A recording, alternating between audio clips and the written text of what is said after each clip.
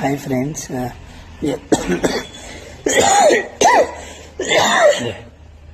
ఏం తిన్నా నాలుక చేసేది, ఏం అనిపించట్లేదు ఫ్రెండ్స్. 2 రోజులే ఫుడ్ తినక. నైట్ ఇడ్లీ తిన్నా, 2 నిన్న మొత్తం ఏం తినలేదు, ఈరోజు మొత్తం ఏం తినలే.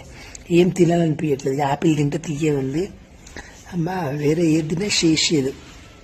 101 వచ్చింది జ్వరం నాకు. 105, 106 లాస్ట్ నాకు తెలియదు.